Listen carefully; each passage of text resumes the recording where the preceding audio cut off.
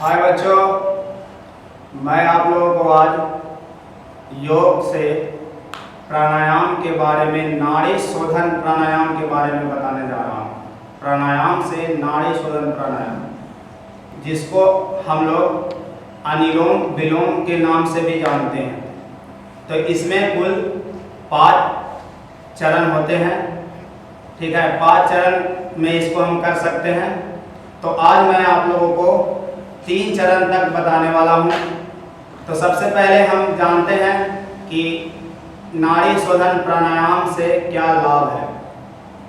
तो बच्चों, नाड़ी शोधन प्राणायाम, हमारे शरीर में 72,000 नाड़ियाँ हैं। तो उनके शुद्धिकरण के लिए इस प्राणायाम को किया जाता है। हमारे नस नाड़ियों में ऑक्सीजन यानी प्राण का प्रवाह पूरे अच्छे ढंग से हो और रक्त का संचार अच्छे ढंग से हो, उसके लिए हमें इस प्राणायाम को करना होता है। और आप लोग बच्चे सभी इस प्राणायाम को करेंगे। तो चलिए स्टार्ट करते हैं। सबसे पहले आप इसमें ध्यान के आसन में बैठने की जो नाम है उसके बारे में बता देता हूँ। तो इस आसन को, इस प्राणायाम को करने से पहले आप या सुखासन हो, पद्मासन हो, सिद्धासन हो, सिद्ध योनि आसन हो, इसमें बैठ सकते हैं। लेकिन सिद्धासन, सिद्ध योनि आसन, पद्मासन में इसको करने से ज़्यादा लाभ होता है। अगर आप उसमें नहीं बैठ सकते हैं तो आप सुखासन या अर्ध पद्मासन में भी बैठ सकते हैं। तो चलिए हम बैठते हैं अर्ध पद्मासन में। तो बाएं पैर को दाहिने जांघ के नीचे रखेंगे और दाएं पैर को बाएं जांघ के नीचे। आप इसका उल्टा भी कर सकते हैं। ठीक है, अब अपने हाथों को चिन्ह मुद्रा या ज्ञान मुद्रा में रख लेंगे। इसे चिन्ह मुद्रा बोलते हैं, इसे ज्ञान मुद्रा बोलते हैं। ठीक है, और सबसे पहले मैं बता दूं आपको कि इन अंगुलियों का नाम, इसको तर्जनी अंगुली बोलते हैं, तर्जनी अंगुली, मध्यमा, अनामिका, कनिष्ठा और अंगूठा। तो इनके द्वारा ये किया जाता है। तो मैं बताता हूँ। तो सबसे पहले आप अपने आंखों को बंद कर लेंगे और पूरे शरीर और मन को शिथिल और शांत करने का प्रयास करेंगे। मन पूरा शांत और शरीर शिथिल। शरीर में किसी प्रकार का तनाव नहीं, मन में टेंशन नहीं, एकदम शिथिल हो जाना है। और अपने इस आसन को आप आंख बंद करके भी और खुले रख कर भी कर सकते हैं, लेकिन बंद करके करेंगे तो ज़्यादा लाभ होगा, ज़्यादा बेहतर रहेगा, आपका ध्यान केंद्रित रहेगा श्वसन क्रिया पे। तो चलिए स्टार्ट करते हैं। आप पहले दाहिने हाथ को उठाएं और नसाग्र मुद्रा, नसाग्र मुद्रा किसे करते हैं, तर्जनी और मध्यमा को अपना ललाट के बीच में, अपने ललाट के बीच में रखें और दाहिने हाथ के अंगूठे से दाहिने नासिका छिद्र को बंद कर लें।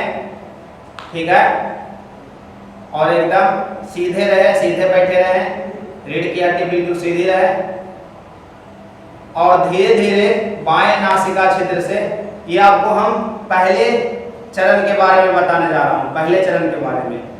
तो पहले चरण में आप ये नासिका छिद्र को धीरे धीरे, इस बाएं नासिका छिद्र से धीरे धीरे शोषण करेंगे और उसके बाद धीरे धीरे उसी नासिका से छोड़ेंगे। फिर करेंगे, फिर धीरे धीरे छोड़ेंगे। उसके बाद इसे 8 से 10 बार जितना आपको कर सकते हैं। अभी फिलहाल स्टार्टिंग में 8 से 10 बार करेंगे। फिर उसके बाद ये अंगूठा को हटा के और अनामिका से बाएं नासिका छिद्र को बंद कर लेंगे। अब इसका पुनरावृत्ति इस नासिका, दाहिने नासिका छिद्र से भी करेंगे। श्वास को धीरे धीरे लंबी गहरी लेंगे और धीरे धीरे छोड़ेंगे, लंबी गहरी लेंगे और धीरे धीरे छोड़ेंगे। ठीक है, तो इसको भी 8 से 10 बार कर लेंगे। तो ये आपका एक चक्र पूरा हो जाएगा। ये आपका भाग 1 का विधि पूरा हो गया। मतलब ये सांस लेना है, श्वास इसी से और इसी से छोड़ना है, फिर लेना है, फिर छोड़ना है, फिर उसके बाद 8 से 10 बार, फिर 8 से 10 बार इसी से लेना है, छोड़ना है। अब आते हैं दूसरे चरण में। दूसरे चरण में क्या करना है, उसी प्रकार नासाग्र मुद्रा लगाना है और बाएं नासिका छिद्र से श्वास को लंबे गहरे धीरे धीरे लेना है। फिर श्वास लेने के बाद बाएं नासिका छिद्र को बंद कर दाहिने नासिका छिद्र से श्वास को छोड़ना है। फिर श्वास छोड़ने के बाद दाहिने नासिका को बंद कर देना है और फिर बाएं नासिका से लेना है। फिर श्वास लेने के बाद इसे बंद कर फिर इससे छोड़ना है दाहिने से। इसको भी आप 8 से 10 बार या 5 बार करेंगे, जितना आपका संभव कैपेसिटी हो सके। उसके बाद फिर आप दूसरे चरण को कर सकते, पूरा कंप्लीट हो गया दूसरा चरण।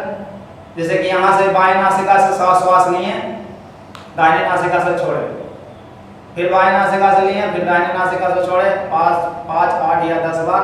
और फिर इसको दूसरे विधि से दाएं नासिका मतलब दोहराना है, दाहिने नासिका से लिए अब बाएं से छोड़े, फिर दाहिने से लिए, फिर बाएं से छोड़े। तो ये आपका एक चक्र पूरा हुआ। ठीक है, अब आते हैं तीसरे विधि में, जिसको हम लोग अनुलोम विलोम कहते हैं। तो इसमें क्या करना है, ध्यान से देखिएगा। बाएं नासिका से श्वास लिए, दाहिने से छोड़े और फिर जिससे दाहिने से छोड़े हैं उसी से श्वास लिए, फिर बाएं से छोड़े, फिर जिससे छोड़े हैं उसी से श्वास लिए, फिर दाहिने से छोड़े। यानी कि एक चक्र के लिए आप बाएं से श्वास लिए और दाहिने से छोड़े, फिर पुनः दाहिने से ही श्वास लिए और बाएं से छोड़े। ये आपका एक चक्र हुआ। इसे भी 8 से 10 चक्र करना है। ठीक है, अगर आपका हाथ दुख रहा हो तो आप इस बाएं हाथ से भी सहारा ले सकते हैं, इसका कोई दिक्कत नहीं है, आप ले सकते हैं इसका सहारा। लेकिन अगर ज़्यादा इसका अभ्यास करना हो तो ये आपका 3 चरण हुआ। पहला चरण में बताए थे कि बाएं से श्वास लें और बाएं से ही छोड़े 8 से 10 बार, फिर दाहिने से श्वास लें, दाहिने से छोड़े 8 से 10 बार। ये हुआ एक चरण। दूसरा चरण में आप बाएं से श्वास लें और दाहिने से छोड़े, फिर बाएं से श्वास लें और दाहिने से छोड़े 8 से 10 बार। और उसके बाद फिर दाहिने से श्वास लें और बाएं से छोड़े, फिर दाहिने से श्वास लें और बाएं से छोड़े। ये 2 चरण हुआ, दूसरा चरण। तीसरे चरण में आप बाएं से श्वास लें और दाएं से छोड़ें, फिर पुनः दाहिने से श्वास लें और बाएं से छोड़ें। यह एक चक्र हुआ। इसको भी 8 से 10 चक्र करना है। तो बच्चों, आप सभी लोग इसका अभ्यास करेंगे घर पे और इससे बहुत ज़्यादा लाभ होता है। हमारा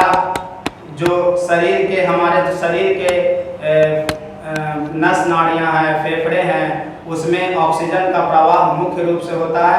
और एक बात का ध्यान आप लोग रखेंगे कि जब भी आप श्वसन क्रिया करेंगे तो तेज गति से ना करें, ऐसे ना करें, मतलब आवाज ना आए। आप जब श्वसन करें तो एकदम धीमा और लंबा, वह आवाज आपको भी सुनाई ना दे, आपको उस तरह से करना है। तो बच्चों, आप लोग करेंगे, हमें उम्मीद है। मिलते हैं अगले वीडियो में। बाय।